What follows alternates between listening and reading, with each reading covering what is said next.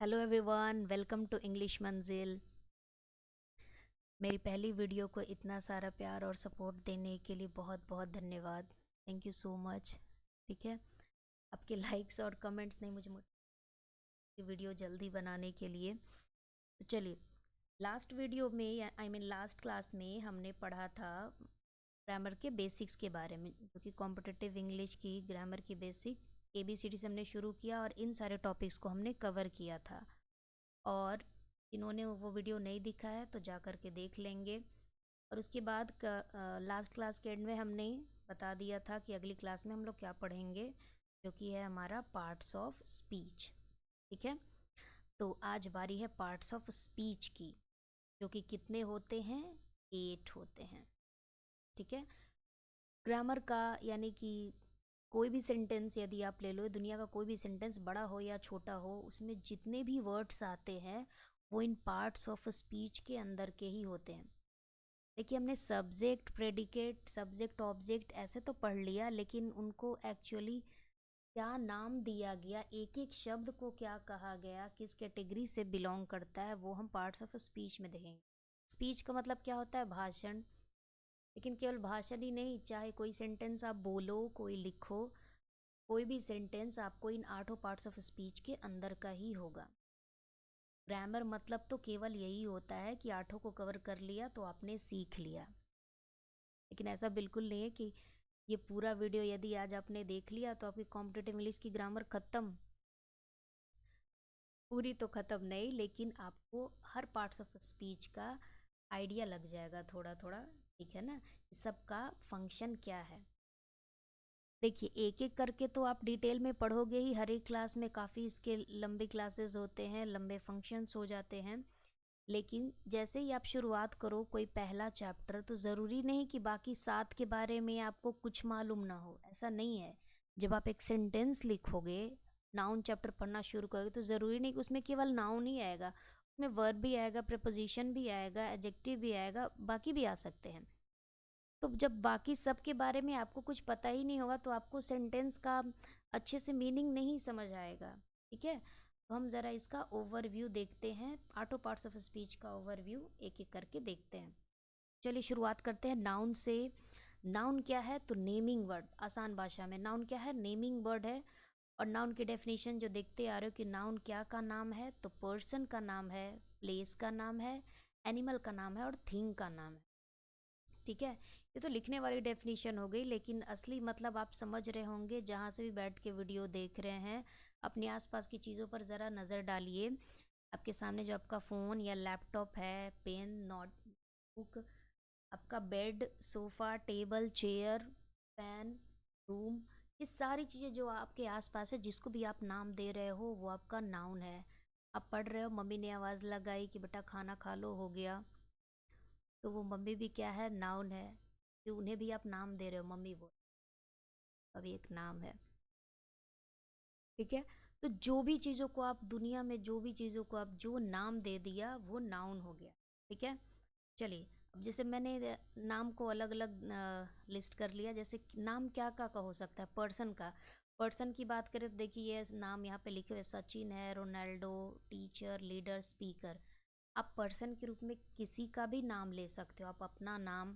ठीक है, नाम ना हो करके वो पर्सन है क्या, टीचर है, डॉक्टर है, की पोस्ट पर है वो, क्या लीडर, स्पीकर, ये सारे पर्सन्स में आ गए। प्लेस की बात करें तो कोई भी जगह, दुनिया का कोई भी जगह जिसको आपने नाम दिया, प्लेस हो गया। एनिमल समझ ही रहे, कैट, डॉग, हॉर्स, एलिफेंट और भी जितने एनिमल हैं। थिंग, थिंग यानी कि चीज़ें या वस्तु। वस्तु की बात करें तो जैसे मैंने अपने कहा कि अपने रूम में आसपास की चीज़ों को देखें, वो सारी थिंग्स की कैटेगरी में ही आएगी। थिंग्स में और क्या क्या आ सकता है? थिंग्स में देखिए क्या क्या चीज़ें आती है। थिंग में आपकी आएगी नॉन लिविंग। पहली चीज़ है नॉन लिविंग। तो नॉन लिविंग वही हो गया, pen, chair, table, train, building, monument, sea, ocean, mountain. मतलब कि ये सब नॉन लिविंग तो है ही। कोई बिल्डिंग का नाम हो, कोई इमारत का नाम हो, सागर, महासागर, पर्वत, न्यूज़पेपर, पार्टी, जेपी, कांग्रेस, जो भी जिनका भी नाम हो, ये सब आपके नाउन हो गए। और क्या का नाम हो सकता है? तो कोई ब्रांड का नेम हो गया, नाइकी, प्यूमा, ज़ारा, सारी चीज़ें, इमोशंस भी आपके नाउन में आते हैं। देखिए आसपास की चीज़ों को तो आप लिस्ट कर लेते हो कि हाँ ये नाउन है जो दिख रहा है, कुछ कुछ चीज़ें ऐसी भी होती है जो नहीं दिखती है, वो केवल फील कर सकते हैं, ठीक है ना। तो उन चीज़ों में देखिए आपका पहला आपको इमोशन हो गया। इमोशन यानी कि क्या, लव, हेटर्ड, लोनलीनेस, डिप्रेशन और भी सारी चीज़ें से प्यार, ठीक है ना, नफरत, अकेलापन, ठीक है।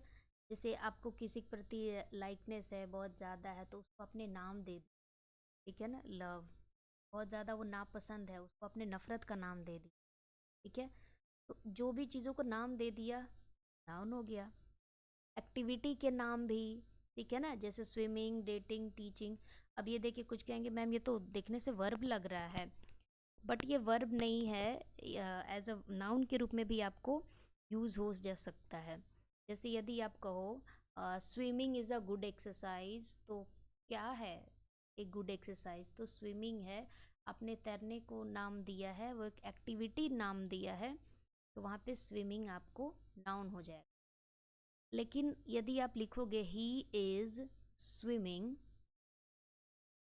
मतलब कि वह तैर रहा है, तो यहाँ पे स्विमिंग नाउन नहीं हुआ, ये वर्ब हो गया, वह तैर रहा है, ठीक है ना, एक्शन हो रहा है। लेकिन कहते हो swimming is a good exercise, तो वहाँ पे कोई तैर नहीं रहा है, ठीक है, आपने उसको एक नाम दिया है।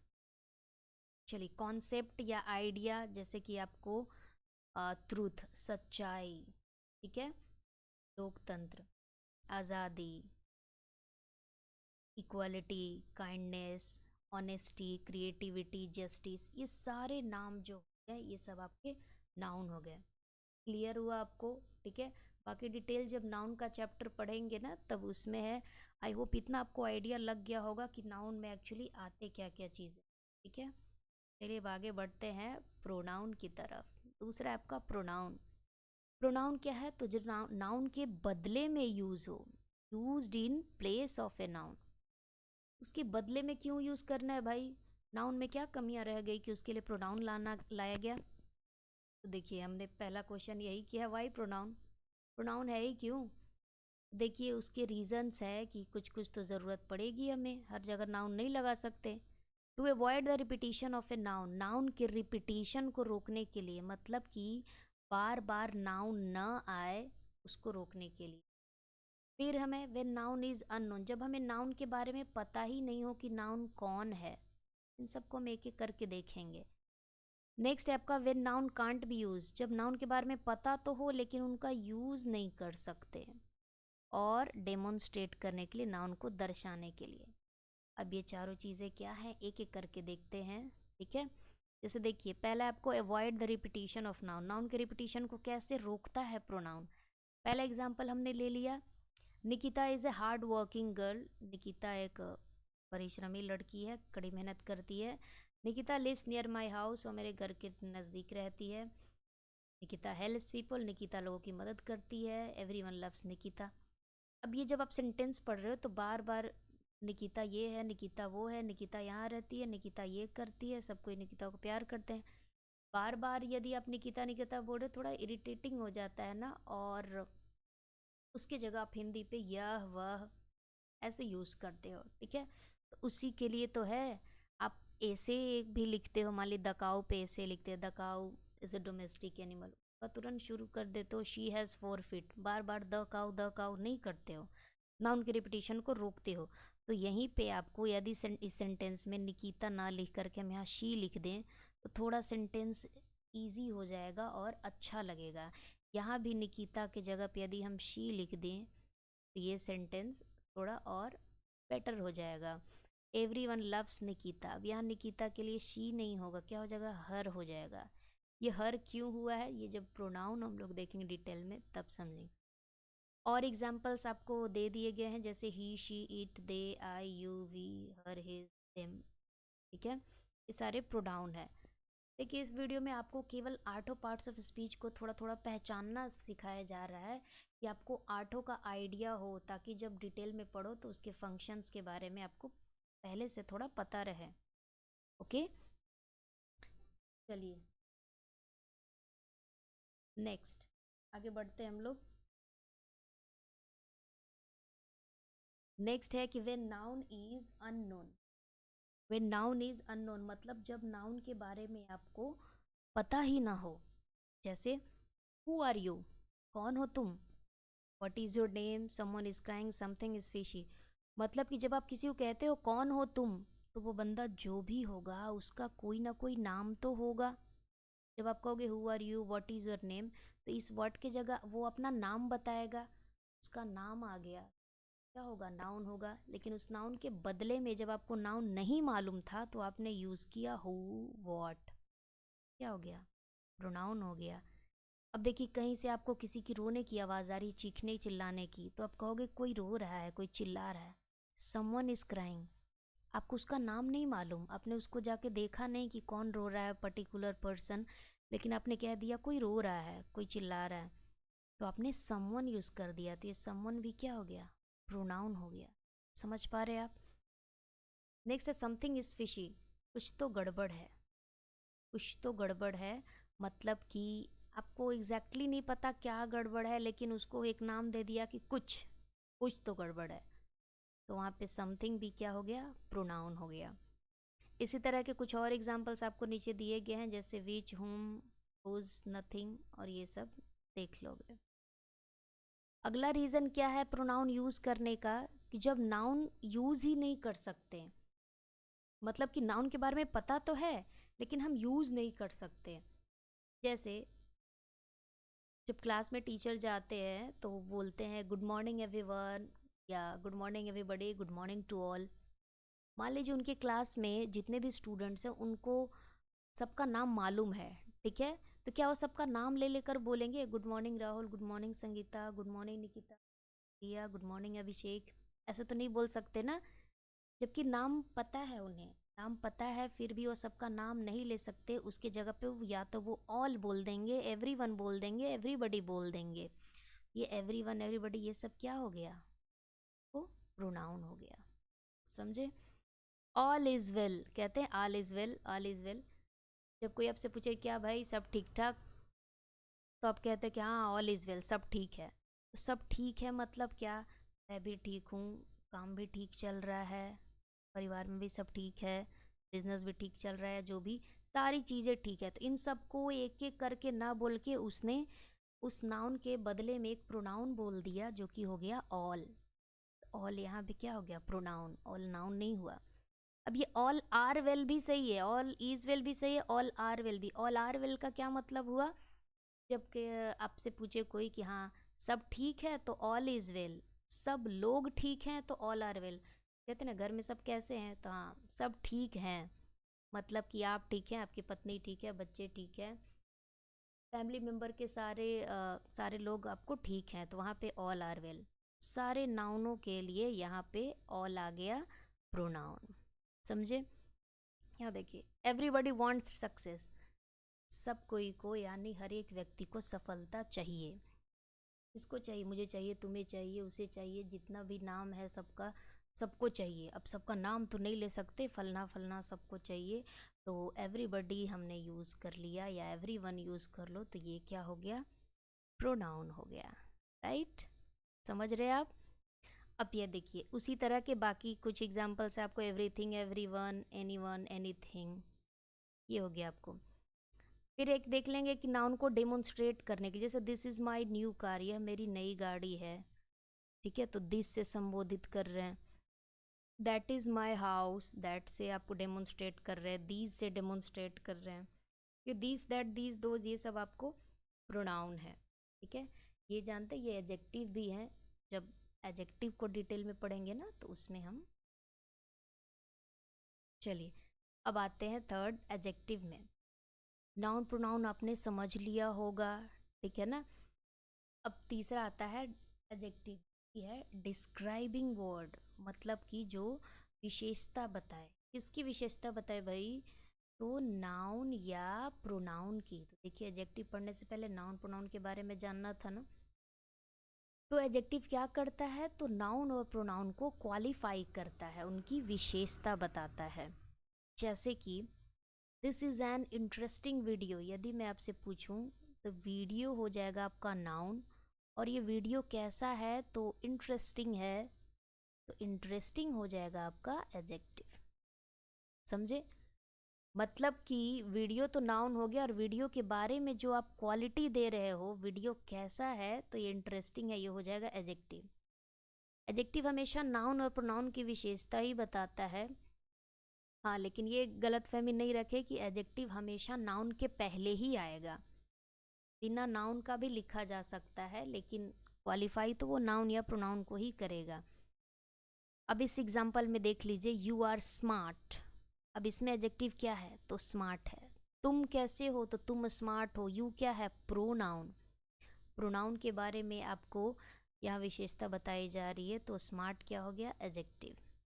आई एम एक्साइटेड, मैं एक्साइटेड हूँ, मैं प्रोनाउन हो गई, और एक्साइटेड क्या हो गया आपको? एडजेक्टिव हो गया। शी वॉज फ्राइटेंड, वह डरी हुई थी, ये हो गया एडजेक्टिव। दे आर कन्फ्यूज्ड, वे लोग कन्फ्यूज्ड हैं, दे भी आपको प्रोनाउन हो गया, और कन्फ्यूज क्या हो गया आपको? Adjective. Riya is a pretty girl, Riya एक प्यारी लड़की है, तो रिया तो यहाँ पे नाउन हो गई, ठीक है। यहाँ पे गर्ल क्या है? गर्ल भी नाउन है, और यहाँ पे रिया कैसी लड़की है? तो प्रिटी लड़की है, तो गर्ल तो नाउन हो गया, और नाउन को क्वालिफाई करने ये आया है प्रिटी, तो ये क्या हो गया? एडजेक्टिव हो गया। समझ गए? मतलब कि आप नाउन और प्रोनाउन को जो भी शब्द बोल करके आप उसे क्वालिफाई करते हो, चाहे वो क्वालिटी के रूप में, या और ऐड करें तो क्वांटिटी के रूप में, ठीक है ना। आप सोशल मीडिया पर जो भी चीज़ें आप पोस्ट करते हो, किसी की फ़ोटो को लेकर के कमेंट करते हो, किसी वीडियो को लेकर के कमेंट करते हो, तो वो क्या आप लिखते हो? तो एडजेक्टिव्स ही तो लिखते हो, ठीक है। फैंटास्टिक वीडियो, ऑसम वीडियो, किसी की फ़ोटो अच्छी लगी तो ऑसम ब्रो, ठीक है। उस तरह से जितने भी आप क्वालिटीज़, जितने कमेंट्स करते हो, वो सारे आप एडजेक्टिव ही तो करते हो। और कुछ एग्जांपल्स देखे एडजेक्टिव के, तो ये देखिए, हाँ, जैसे कि काइंड हार्टेड मैन, मैन कैसा है? तो काइंड हार्टेड है। फास्ट रनर, रनर कैसा है? तो तेज, तेज रनर है। हैंडसम गाय, गाय ये गाय नहीं हो गया, ठीक है, व्यक्ति को, तो गाय कैसा है? हैंडसम है, तो यहाँ हैंडसम एडजेक्टिव हो गया। लवली ड्रेस, ड्रेस कैसी है? लवली है। कार किसकी है? मेरी है। स्पीकर कैसा है? मोटिवेशनल है। वीडियो कैसी है? ऑसम है। वाटर कैसा है? पीने योग्य है। लुक कैसा है? क्लासी है। वॉइस कैसा है? लाउड है। कुर्सी कैसी है? टूटी हुई है। ट्रेन कैसी है? जलती हुई ट्रेन है, जलती हुई रेलगाड़ी। देश कैसा है? विकसित देश है। शुगर कितनी? तो 5 kg। वाटर कितना? तो कुछ, थोड़ा। लोग कितने? तो अ फ्यू। तो मैंने आपको बोला, या तो क्वालिटी के रिस्पेक्ट में या तो क्वांटिटी के रिस्पेक्ट में आप नाउन या प्रोनाउन को जिस तरह से भी क्वालिफाई करते हो, वो आपका एडजेक्टिव हो गया, ठीक है ना। और ज़्यादातर जो वोकेबलरी आपकी हो जाती है, वो एडजेक्टिव बेस्ड ही होती है, जो कोई इंग्लिश बोलने के शौक रख। क्या देखिए, एडजेक्टिव आप समझ गए, आगे बढ़े। चलिए, नेक्स्ट होगा हमारा वर्ब। अब वर्ब की क्या ही बात करें, कहने को तो बहुत बड़ा है, लेकिन हमें इसी से शॉर्ट में ही समझना। वर्ब मेनली क्या है? एक्शन वर्ड है। जो भी एक्शन करेगा, जैसे मैं अभी पढ़ा रही हूँ, बोल रही हूँ, तो मेरा पढ़ाना, बोलना, समझाना, ये सब एक क्रिया हो रही है, एक्शन हो रही है। आप क्या कर रहे हैं? आप सुन रहे हैं, आप देख रहे हैं, समझ रहे हैं, ये सारा एक्शन आप कर रहे हैं, तो आपकी तरफ से भी एक्शन हो रहा है। वर्ब और क्या करता है? तो ये एक्शन तो एक्सप्रेस करता ही है, लेकिन स्टेट ऑफ बीइंग भी बताता है। स्टेट ऑफ बीइंग कहने का मतलब ज़रूरी नहीं किसी वाक्य में कोई क्रिया हो रही हो, एक्शन हो रही हो, तभी वो वर्ब होगा। अगर एक्शन नहीं हो रहा हो तो भी वो वर्ब होता है। वर्ब को मेनली 2 पार्ट में हम यहाँ देख लेते हैं, एक एक्सुलरी वर्ब और मेन वर्ब। इस एक्सुलरी वर्ब को ही दूसरे नाम से हम हेल्पिंग वर्ब भी जानते हैं, ठीक है। हेल्पिंग वर्ब जो कि आपका ये लिस्टेड है, is, am, are, was, were, has, have, can, could, ये सारी चीज़ें। और मेन वर्ब, गो, प्ले, खाना, उठना, बैठना, ये सब चीज़ें। तो मेन बेसिक के रूप में वर्ब के बारे में आपको ये पता होना चाहिए कि ये सब क्या है और ये सब क्या है, मेन वर्ब, ये सब, ठीक है। एग्जाम्पल सेंटेंस की बात करें तो इस तरह से मान लो हमने लिया, मैं यदि आपसे पूछूं यहाँ पे आपको वर्ब कुछ दिख रहा है क्या? देखिए यू तो प्रोनाउन हो गया, तुम क्या हो स्टूपिड हो यू की क्वालिटी हो गई तो ये एडजेक्टिव हो गया। तो आर क्या हो गया? ये वर्ब हो गया। आई एम स्मार्ट, मैं स्मार्ट हूँ। आई तो प्रोनाउन हो गया, स्मार्ट फिर से एडजेक्टिव हो गया, और एम क्या हो गया? वर्ब हो गया। He is wasting your time, वह तुम्हारा समय बर्बाद कर रहा है। तो ही आपका यहाँ पे क्या हो गया? तो ही तो हो गया प्रोनाउन। ये देखिए ईज और ये वेस्टिंग, ये पूरा आपको वर्ब हो गया। इसकी और डिटेल बात करें तो योर आपका एडजेक्टिव हो गया और टाइम आपका। शी टीचेज इंग्लिश ग्रामर, वह इंग्लिश ग्रामर पढ़ाती है। वह क्या पढ़ाती है? इंग्लिश ग्रामर पढ़ाती है। तो वह है, उस वह का कोई तो नाम होगा, नाम के बदले प्रोनाउन आया है, शी प्रोनाउन हो गया। पढ़ाती है, पढ़ाना एक क्रिया हो रही है, यहाँ ये वर्ब हो गया। क्या पढ़ाती है? English grammar. ये इंग्लिश ग्रामर क्या है? एक आपको टॉपिक का नाम है, ठीक है, सब्जेक्ट का नाम है। तो ये क्या हो गया आपको? नाउन। समझ गए? नाउन, प्रोनाउन, एडजेक्टिव, वर्ब तक आप समझ गए? ये बड़े ओके। चलिए नेक्स्ट, अब है आपका एडवर्ब। एडवर्ब क्या है? तो जैसा कि इसमें वर्ब आपको छुपा हुआ दिख रहा है, an adverb is a word which describes और क्वालिफाइज एडजेक्टिव। मतलब कि ये क्वालिफाई करता है किसको? तो एडजेक्टिव को, वर्ब को, खुद दूसरे एडवर्ब को, और या कभी कभी एक सेंटेंस को भी। मतलब आपने एडजेक्टिव के बारे में देखा कि वो नाउन और प्रोनाउन की विशेषता बताता है, और विशेषता बताने का काम आपको एडवर्ब भी करता है, लेकिन ये किसको क्वालिफाई करता है? एडजेक्टिव को, वर्ब को और दूसरे एडवर्ब को। ये नाउन प्रोनाउन को क्वालिफाई नहीं करेगा। अब जैसे एग्जांपल हमने दिया, शी इज़ प्रेटी, आप कहोगे इसमें एडवर्ब आपको दिख रहा है? नहीं, नहीं दिख रहा है, और इसमें है भी नहीं। शी तो प्रोनाउन हो गया, इज़ वर्ब हो गया, प्रेटी वह क्या है? प्रेटी है, प्यारी है, सुंदर है, तो ये तो आपको एडजेक्टिव हो गया। मैम इसमें एडवर्ब तो आया ही नहीं। अब देखते हैं नेक्स्ट में, फिर वही चीज़, लेकिन हम प्रेटी के पहले इसमें यदि वेरी लगा दें, अरे यार वह बहुत प्रेटी है, बहुत बहुत प्यारी है, तो इस जो प्रेटी वर्ड था एडजेक्टिव, इस एडजेक्टिव के पहले आपने वेरी लगा करके इस एडजेक्टिव को क्वालिफाई कर दिया। मतलब सुंदर तो है लेकिन बहुत सुंदर है, इसको भी क्वालिफाई कर दिया आपने। तो यहाँ पे वेरी हो गया क्या? एडवर्ब। अब वेरी वर्ड इतना आप यूज़ करते हैं, थैंक यू वेरी मच, ठीक है ना, वेरी गुड। ये जो वेरी वर्ड होता है क्या होता है? आपको एडवर्ब होता है। और एडवर्ब के एग्जांपल्स देखिए, देखिए मैनेजमेंट वाज एक्सट्रीमली बैड, जो मैनेजमेंट था, जो व्यवस्था थी वो बहुत ही बुरी थी। मैनेजमेंट देखिए यहाँ पे नाउन हो गया, मैनेजमेंट कैसी थी? बुरी थी। तो इस मैनेजमेंट नाउन को क्वालिफाई करने ये क्या आ गया? एडजेक्टिव।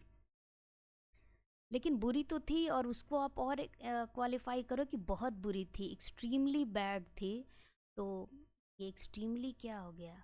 एडवर्ब हो गया। शी सिंग्स ब्यूटीफुली, देखिए इन जो सेंटेंसेस थे इसमें जो एडवर्ब था वो एडजेक्टिव को क्वालिफाई कर रहा था, यहाँ पे बैड को, यहाँ प्रेटी को।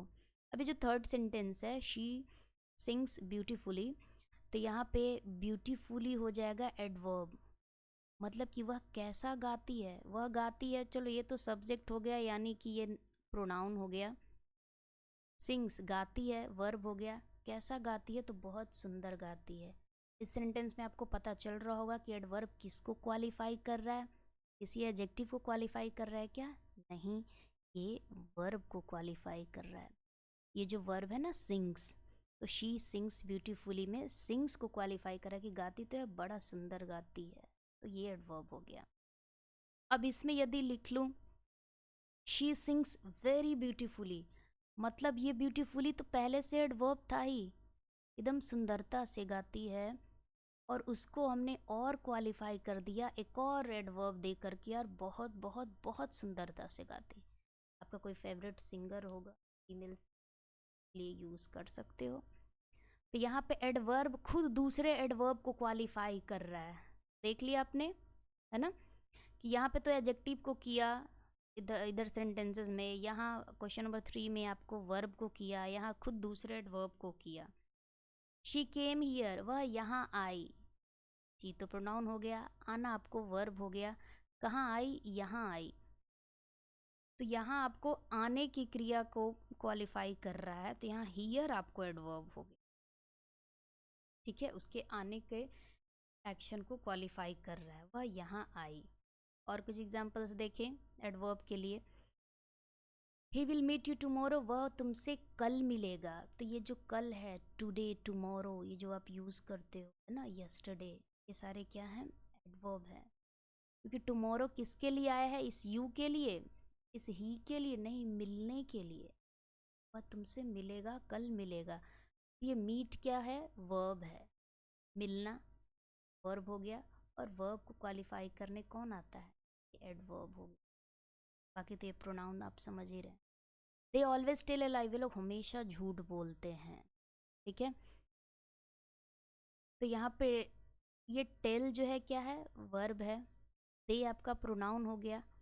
और वे लोग क्या? हमेशा, हमेशा क्या? तो हमेशा झूठ बोलते हैं। तो ये जो झूठ बोलना हो गया, ये आपको हो गया वर्ब, और वर्ब को क्वालिफाई करने यहाँ पे क्या आ गया? एडवर्ब। ठीक है, देखिए कुछ कुछ सेंटेंसेस में शायद आपको लग रहा हो कि आप आइडेंटिफाई नहीं कर पा रहे हो या थोड़ी दिक्कत आ रही है, तो लेकिन आप मेन यही आप ध्यान रखिए कि एडवर्ब जो है एडजेक्टिव, वर्ब और दूसरे एडवर्ब की विशेषता बताता है, नाउन प्रोनाउन को नहीं क्वालिफाई करता। You are absolutely correct. Correct क्या है? यहाँ पे एडजेक्टिव है। देखिए यदि इस सेंटेंस में यदि एब्सोल्युटली नहीं होता तो क्या होता? You are correct. यू क्या हो गया? प्रोनाउन, और इस प्रोनाउन की क्वालिटी बता रहा है कि तुम क्या हो? सही हो। तो ये सही यानी कि एडजेक्टिव। और जब एब्सोल्युटली लगा दिया कि यार तुम बिल्कुल सही हो, तुम बिल्कुल सही हो, तो इस सही को आपने और क्वालिफाई कर दिया बिल्कुल बोल के, तो यहाँ पे एब्सोल्युटली क्या हो गया? एडवर्ब हो गया। समझ गए? शी इज स्टैंडिंग आउटसाइड, वह बाहर खड़ी है। कहाँ खड़ी है? बाहर खड़ी है। तो उसका खड़ा होने के बारे में बताया जा रहा है, बाहर खड़ी है। यहाँ पे आउटसाइड हो जाएगा एडवर्ब। अनफॉर्चुनेटली यू फेल्ड, दुर्भाग्यवश, या वही हुआ दुर्भाग्यवश तुम फेल हो गए। देखिए यू फेल्ड एक एक तरह का आपको सेंटेंस हो गया कि तुम फेल हो गए। अब ये जो अनफॉर्चुनेटली है किसके लिए आया है? यू के लिए आया है कि दुर्भाग्यवश तुम, कि दुर्भाग्यवश फेल होना, फेल के लिए आया है? तो नहीं, ये जो दोनों वर्ड साथ में आए हैं, यू फेल्ड, जो मिल करके एक कंप्लीट सेंटेंस बनाते हैं। ठीक है, तो इनको क्वालिफाई करने आया है कि दुर्भाग्यवश तुम फेल हो गए। तो यहाँ पे इसीलिए अनफॉर्चुनेटली क्या हो जाएगा? एडवर्ब। और यहाँ पे एडवर्ब एक पूरे सेंटेंस को क्वालिफाई कर रहा है। ठीक है, नेक्स्ट उसी तरह का है, एक्चुअली यू आर राइट। बोलते हो ना कि एक्चुअली मैं ये कह रही थी, तो एक्चुअली किसके लिए आया है? यू के लिए, आर के लिए, राइट के लिए? नहीं नहीं नहीं, इस पूरे सेंटेंस के लिए, यू आर राइट के लिए आया है। तो यहाँ पे एक्चुअली भी क्या हो जाएगा? तो एक्चुअली ये एडवर्ब हो जाएगा। समझ गए आप? ठीक है, एडवर्ब तक समझ गए। देख रहे कितना इजी है चीज़ों को समझना यदि आप बेसिक्स पे अच्छे से ध्यान दे तो। अब देखिए प्रेपोजिशन। प्रेपोजिशन ये क्या कह रहा है कि ये जो है रिश्ता बताता है। किसके बीच में रिश्ता बताता है भाई? तो ये नाउन या प्रोनाउन का रिश्ता बताता है। किसके साथ?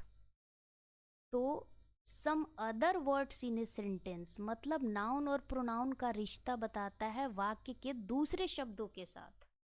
ठीक है, और वो रिश्ता किस रूप में हो सकता है? तो वो रिश्ता लोकेशन के रूप में हो सकता है, वो रिश्ता टाइम के रूप में हो सकता है, और वो रिश्ता डायरेक्शन के रूप में हो सकता है। जैसे देखे, the book is on the table, किताब जो है टेबल पर है। देखो पहला नाउन हो गया बुक, दूसरा नाउन हो गया ये टेबल, मतलब वाक्य का दूसरा शब्द हो गया ये। अब इस बुक का रिश्ता टेबल से बता रहा है कि बुक कहाँ है? टेबल पर है। तो इसकी ये यहाँ पे क्या बता रही है?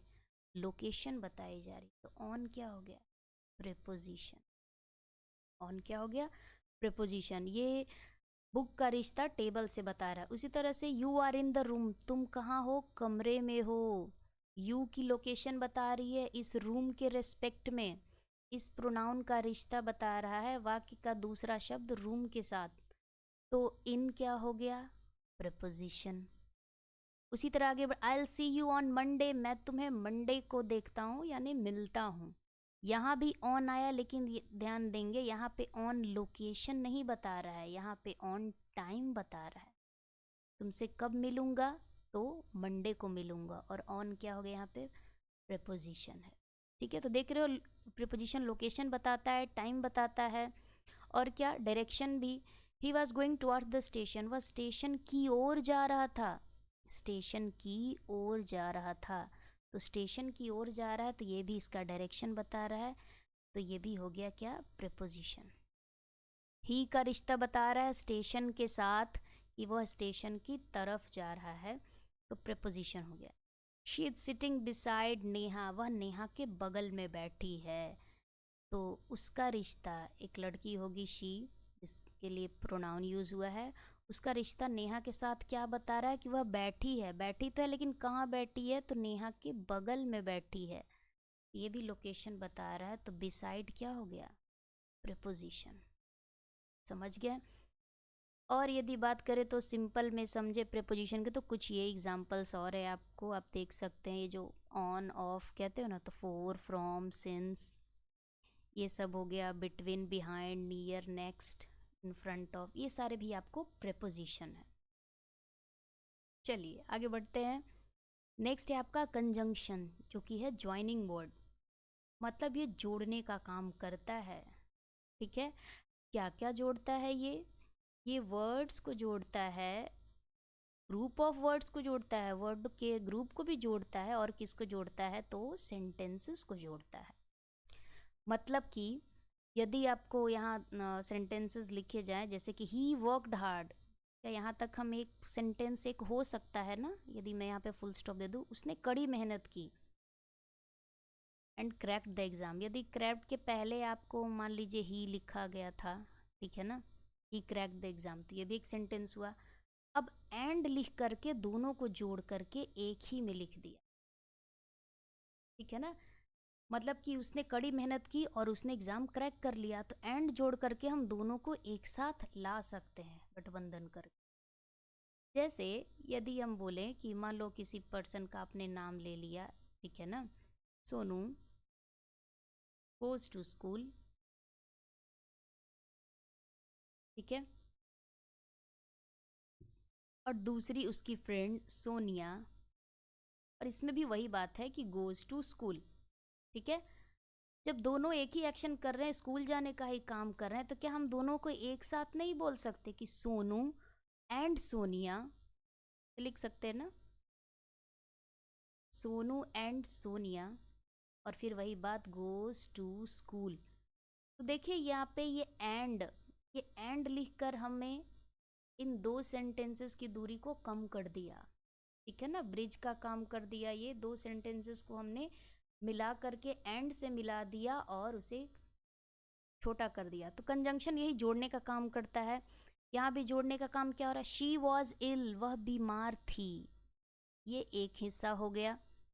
She couldn't attend the class, उसने क्लास नहीं अटेंड किया या क्लास अटेंड नहीं कर पाए, ये अलग हो गया। ये दोनों में अलग अलग लिंक नहीं होता, तो बीच में आपको लिंक जोड़ने के लिए क्या आ गया, सो, वह बीमार थी इसलिए वह क्लास अटेंड नहीं कर पाए, तो यहाँ पे आपको सो हो गया कंजंक्शन, यहाँ पे एंड हो गया conjunction. I punished you because you did wrong, मैंने तुम्हें पनिश किया क्योंकि तुमने गलत किया। एक पहला पार्ट तो ये हो सकता है, मैंने तुम्हें पनिश किया, यहाँ तक बात खत्म। फिर यहाँ यू डिड रॉन्ग, तुमने गलत किया। अब इनको हमने जोड़ दिया किससे, बिकॉज से, मैंने तुम्हें पनिश किया क्योंकि तुमने गलत किया, तो बिकॉज यहाँ पे हो गया आपका कंजंक्शन। इस तरह के और भी जो वर्ड्स होते हैं, एंड, बट, बिकॉज, ठीक है ना, लेकिन, किंतु, परंतु, क्योंकि, इसलिए, यद्यपि, तथापि कहते हो, ये सारे वर्ड्स आपके कंजंक्शंस होते हैं, ठीक है ना। देखिए कौन का मतलब ही होता है इसमें साथ में, और जंक्शन यानी कि जोड़ना, साथ में ये जोड़ने का काम करता है। सात हमारा हो गया। अगला देखते हैं लास्ट वन जो कि है इंटरजेक्शन।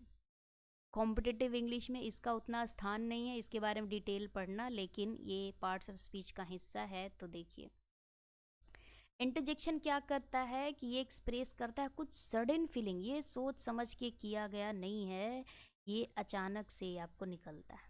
ठीक है, अचानक से। और ये अचानक से क्या, तो सडन फीलिंग। सडन फीलिंग यानी अचानक से फीलिंग किस रूप में हो सकती है, क्या क्या हो सकती है। तो अचानक वाली फीलिंग क्या हो सकती है, सरप्राइज हो सकती है, एडमिरेशन, कुछ अच्छा लगा तो आपने बोला, हैप्पीनेस, खुशी हो सकती है, जैसे कि आप बोलते हैं ना वाओ, ठीक है ना, अमेजिंग, व्हाट, हाउ। ठीक है, ये जब आश्चर्य में आप बोलते हो, शॉक होके, सरप्राइज होके बोलते हो तब। ठीक है, हैप्पीनेस में हम ये कहते हैं हुर्रा। ठीक है, कि मैच जीत गया तो हुर्रा कहते हो, yippee, याहू। ये सारे वर्ड्स आप पहले से सोच के नहीं रखते, ठीक है ना। कुछ अच्छा या बेहतर होता है तो आपके एक्सप्रेशंस निकलते हैं इस तरह से।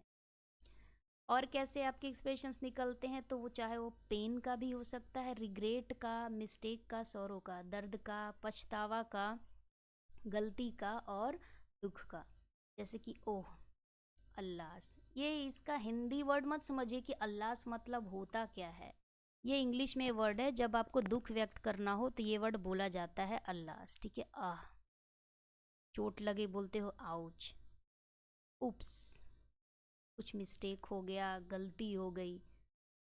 जब आप नेट चलाते हो उसमें भी आपको कोई कोई साइट में लिख देता है ना, या फिर शॉपिंग करते हो अमेजन वाली साइट पे, उस पर भी आता है उप्स, समथिंग वेंट रॉन्ग, राइट, लिखता है ना। प्रेज के सेंस में भी कहते हैं ना ब्रेवो। अब ब्रेवो का मतलब होता है आपको, जब आपको बोलना है किसी को शाबाश, उसके लिए इंग्लिश में होता है ब्रेवो, वेल डन। सारे इंटरजेक्शंस। डिसगस्ट, कुछ घृणा वाली चीज़ें, जैसे आपको फाई फाई मतलब छी छी, राम राम।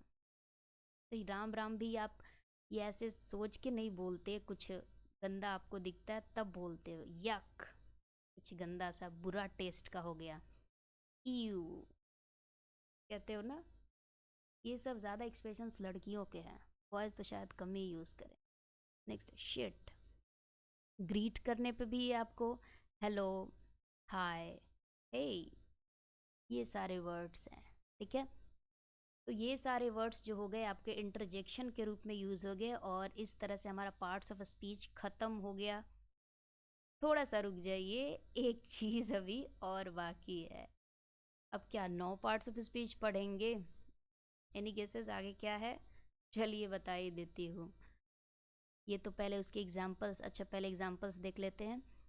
अल्लाह शी इज़ डेड, तब ओहो अब नहीं रही। हुर्रा, और टीम वोन द मैच। मैंने सेंटेंस में दिखा दिया कि वाक्य में इसका यूज़ कैसे होता है। देखो मैंने इसको लिख दिया, उप्स, समथिंग वेंट रॉन्ग, कुछ गलत हो गया है। नेक्स्ट है हमारा जो कि लास्ट है इस सेशन का, वो कि आर्टिकल है। देखिए आर्टिकल को कोई कोई बोल देते हैं कि 9 पार्ट्स ऑफ स्पीच होते हैं, इसे 9वां नंबर में पढ़ा देते हैं, लेकिन आपको बता दूं कि ये जो है एडजेक्टिव से ही आया है। ठीक है ना, एडजेक्टिव के अंदर आर्टिकल को ही रखते हैं, एडजेक्टिव के अंदर ही आर्टिकल को रखते हैं। और ये क्या किसके लिए यूज़ होता है, तो ये नाउन के लिए आता है, और नाउन के लिए जो भी आता है उसको एडजेक्टिव ही तो कहते हैं। आसान भाषा में थोड़ा थोड़ा आर्टिकल का ओवरव्यू देख ले तो आर्टिकल दो तरह के होते हैं। पहला डेफिनिट, जिसमें कि द आता है आपका, दूसरा इनडेफिनिट, जिसमें आपका ए या एन आता है। ठीक है, डेफिनिट आर्टिकल जो है वो किसी पर्टिकुलर के लिए यूज़ करते हैं, या कोई चीज़ें स्पेसिफिक, ठीक है ना, विशेष कर यूज़ करते हैं। और ए एन जो होता है वो सिंगुलर नाउन के लिए आता है, मतलब कि नाउन कोई अकेला एकलौता हो तो उसके लिए ए या एन लगाते हैं। अब वोवेल के लिए आता है, कॉन्सोनेंट के लिए आता है, ये डिटेल में जब आर्टिकल चैप्टर पढ़ेंगे उसमें देखेंगे। फिलहाल यहाँ देख ली, लता इज़ अ गुड सिंगर, लता एक अच्छी सिंगर है। भले ही यहाँ पे ए जो है इस गुड के पहले आया है, लेकिन यदि सेंटेंस से मैं सिंगर को हटा दूँ तो आप ये नहीं लिख सकते कि लता इज़ अ गुड, नहीं, आपको लिखना होगा केवल लता इज गुड, लेकिन आपने सिंगर लिखा है, आपने नाउन लाया है, इस नाउन के लिए आर्टिकल आएगा ही। हाँ, लेकिन यहाँ पे मत लिख दीजिएगा कि बीच में ए लिख दिए, लता इज गुड अ सिंगर, नहीं नहीं नहीं, वो तो एडजेक्टिव के पहले आ जाएगा, यहाँ पे ए नहीं होगा। समझ गए? भले ही गुड के पहले आया, लेकिन ए किसके लिए आया है? सिंगर के लिए, इस नाउन के लिए। Next, I have an amazing idea, मेरे पास अमेजिंग आइडिया है। फिर से यहाँ पे आइडिया क्या है? नाउन है, इस नाउन के लिए क्या आया है? आर्टिकल आया है एन, और ये अमेजिंग क्या है? तो ये एडजेक्टिव है। रिटर्न मी द बुक, अब ये द बुक बोल करके कौन सी खास बुक के बारे में बात कर रहा है? यहाँ पे द बुक का मतलब ये हुआ कि हो सकता है मैं जिसे ये लाइन बोल रही हूँ कि रिटर्न मी द बुक, तो मैंने उसे पहले कोई बुक दिया हो, और जब मैं कह रही हूँ कि बुक लौटाओ, तो मैं उसी खास बुक के बारे में बोल रही हूँ कि बुक लौटाओ। ठीक है ना? That particular, that specific book, उसके बारे में ही बोल रही हूँ। ये नहीं कि रिटर्न मी द बुक का मतलब है कि तुम्हारे पास जो भी किताब है वो मुझे वापस करो, नहीं। कोई खास पर्टिकुलर जिसके बारे में चर्चा पहले हो चुकी है, उसको कहा जा रहा है आपको कि रिटर्न मी द बुक। तो समझ गया? इस तरह से आपने 8 पार्ट्स ऑफ अ स्पीच और आर्टिकल आपने देख लिया। ठीक है ना? आपने सारे पार्ट्स ऑफ स्पीच को देख लिया और आर्टिकल भी आपने देख लिया। ये तो पिछले क्लास का है। मैंने कोशिश की है आपको अच्छी तरह से समझाने की कि एक एक टॉपिक आपको ओवर यूज़ का अ, अच्छे से पता चले और उसके फंक्शंस पता चले कि ये सेंटेंस में बिहेव किस रूप में करते हैं। राइट? तो आई होप आपको समझ आया होगा और पसंद भी आया होगा। चलिए, इसके बाद नेक्स्ट वीडियो किस टॉपिक पर होगी ये आप गेस कीजिए, और मिलते हैं अगली वीडियो में। चलिए, थैंक यू सो मच।